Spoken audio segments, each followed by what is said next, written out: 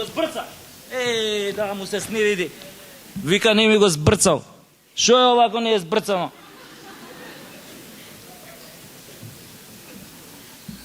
Се извинувам.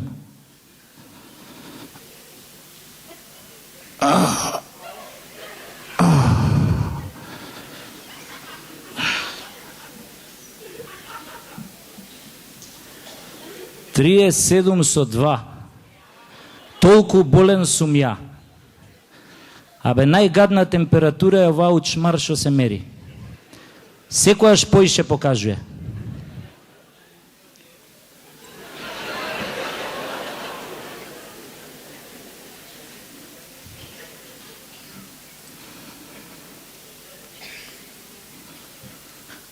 Абе, се ме боли, баш кога имам некој чуден вкус у устата,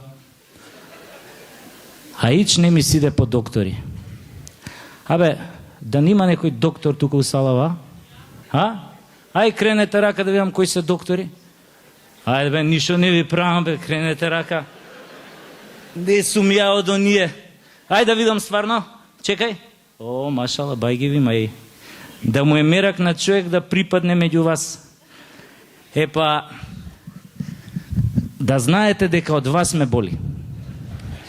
Мислам, не од вас што сте тука, него од идење по доктори ме боли. Бел мантил кој ќе видам, ме боли. Кломпи која ќе слушнам, ме боли. Плаво картонче да видам, абе одма несвестица ме фаќа. Ми фали уште министерот за здравство и да си побарам јаже и да се обесам на една од оние врбине што Коце планира да ги засади у Вардар за 80.000 евра по комат. Абе, нормален ли е, беј? Па толку невработен имаме у држава, болje да земе еден невработен, да го засади у Вардар, да му дае 200 евра месечна плата. Па нема таква врба на светот што ќе биде пожална од тој засадениот.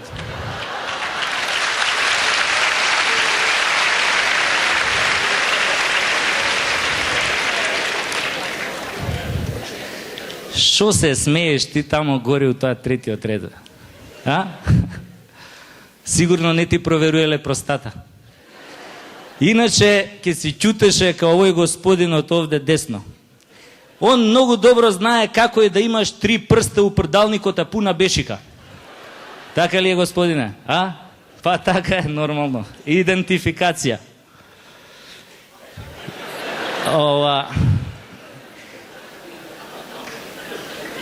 Инаку, приказнава што ќе ви раскажам, не е за лица над 50 години и се препорачува надзор од родител или старател ако се живи. А дека е вистина, вистина е жими мајка. Све почна на нашиот плоштад од еден сладолет од оние на топки, и тоа пред 5 години, кога плоштадот беше рамен као тепсија и кога беше без идоли, без револуционери, без лавои, без војни и така натаму и така натаму. Тогаш на плоштад се лижеше на раат. Денес кога лижеш на плоштад те гледаат 100 пара очи. Од карши, оној анемичниот ченто ти се закануе со тоа прсто дугачо као крастајца и ти вика: мали, ако многу лижеш ќе те фати грло. Ја еднаш така лижев и ме фати грло. Па ако ми се направи еден оток, голи оток. А од другава страна, цар Самил седнал на она домаќинска на фотелја, те гледа и ти вика: дечки, за колку го лижеш? А оваа шмизлава од улица Македонија му дофрлуе: лиле, чичо Самил, да знаеш само ја колку сум по лижењето. И таман си направил чекор или два да киднеш, која на тебе се надвиснал Александар со тоа... Пардон. Над тебе се надвиснал воинот на конј со тоа сатарот, те були у сладоледот и ти вика: еј, брате, само да знаеш у мое време како се лижеше.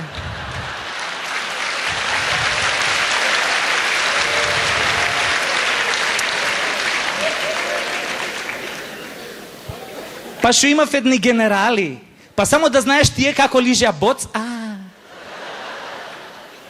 Али Букефал мој уопште не беше по лижењето боц буки. Он ги јадеше исклучиво корнетите.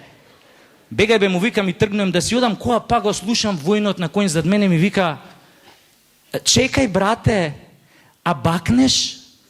Ја, па да ми го бапнеш. Абе да си немаш работа со тако воин на конј бе. Оти знаете како рекле нашите? Подобро змија да те апне, отколку војнот на конј да ти го... Абе шо војнот на конј бе? Замисли конјот да ти го бапне. Шо мислите? Овие од општина Куратица. Кој дел од споменикот војнот на конј сакаа пред некој ден да го пренесат од Скопје у Куратица, а? Мислам, не ве лажам, не знам дали гледавте вести, вака пишуеше на Телопот. Курајчани бараат да се... Абе, жителиве на Куратица, возрастниве ги викаат курајчани. Се прашувам како ги викаат децава, бе?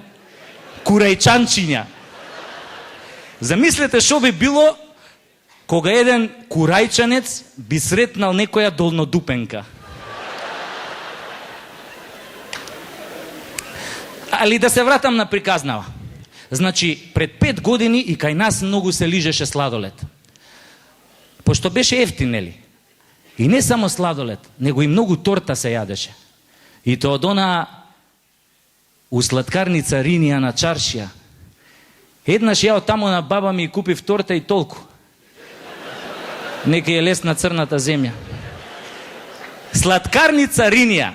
Тоа е традиција и квалитет. Само не знам зашо овој емирот од Катар кога дојде у Скопје го однесоа на кебапчиња, а не го однесоа у сладкарница Ринија на торта.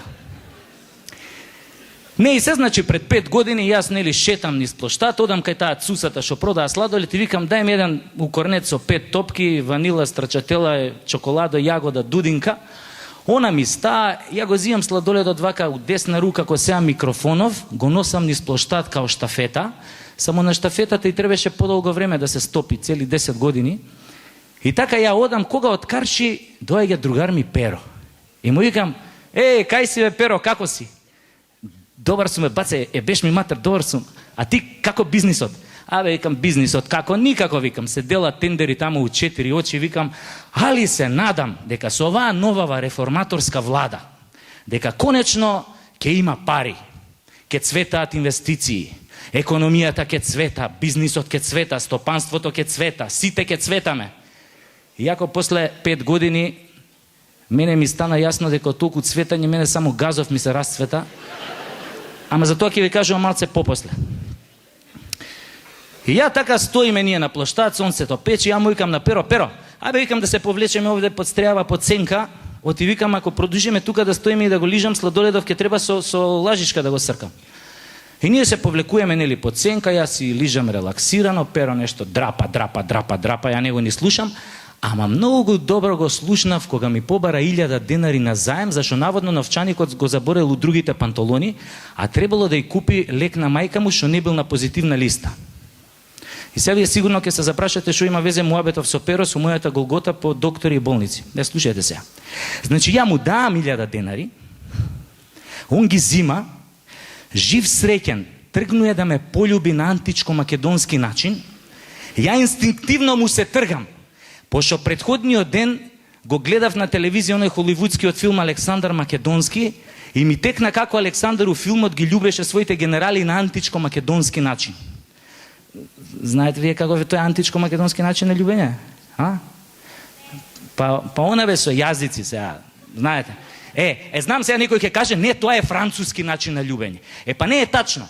Французите тој начин на љубење го презеле од античките македонци. Само први им текнале да го брендираат, па така сега се вика француски. И ова е тачно. Ова е тачно. Паско ми кажа.